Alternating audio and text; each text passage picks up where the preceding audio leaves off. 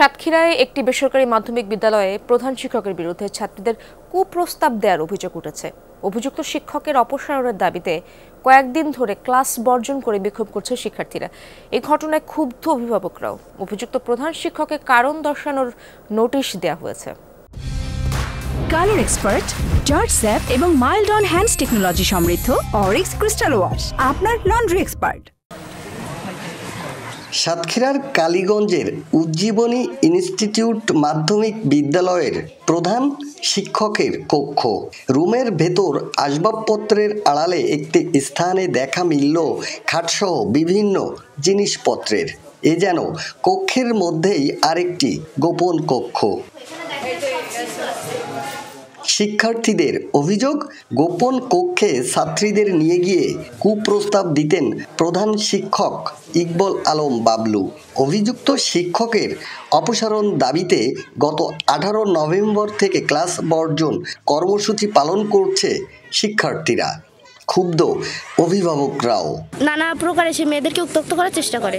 সে বিভিন্ন কারণে মেয়েদের গায়ে টাচ করে। নবম শ্রেণীর শিক্ষার্থীদের তিনি বেশি কুপ্রস্তাব দিয়েছেন এ পর্যন্ত। স্যারের পদত্যাগ না করা পর্যন্ত কোনো স্কুল বা ক্লাস কিছু করবো না। আজকে একজন বলতে কালি আর এক মহিলা বলতেছে, তাই এইভাবে কি বাচ্চা কাচ্চা দেওয়া সম্ভব?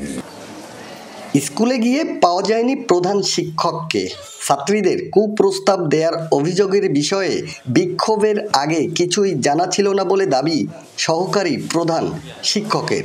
দ্রুত শিক্ষার পরিবেশ ফিরিয়ে আনতে পদক্ষেপ নেয়ার দাবি অন্য শিক্ষকদের। শিক্ষার্থীরা যে অভিযোগগুলো করছে, এই অভিযোগের ব্যাপারে কি আগে আপনারা শুনেছেন? না, আমরা কিছু শুনিনি। আমি ব্যক্তিগতভাবে কিছু শুনিনি। ওই দিন থেকেই সকালবেলা আমি শুনলাম যে আসলে প্রতিবাদ নিয়ে আসছে।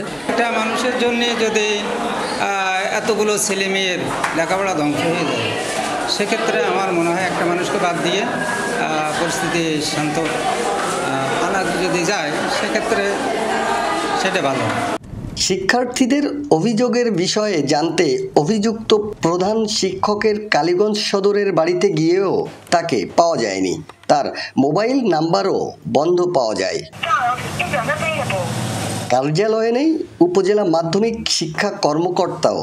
বারবার ফোন করা হলেও সাড়া দেননি তিনি। এরই মধ্যে শিক্ষক বাবলুকে শোকজ করা হয়েছে। 10 কার্য দিবসে জবাব না দিলে পরবর্তী ব্যবস্থা নেওয়া হবে জানালেন উপজেলা নির্বাহী কর্মকর্তা। জবাব দাখিল করবেন। জবাব যদি সন্তোষজনক হয় তাহলে একটা ব্যবস্থা, যদি জবাব সন্তোষজনক না হয় তাহলে ওনার বিরুদ্ধে আরেকটা তদন্ত কমিটি গঠন হবে। আকরামুল ইসলাম, যমুনা নিউজ, সাতক্ষীরা।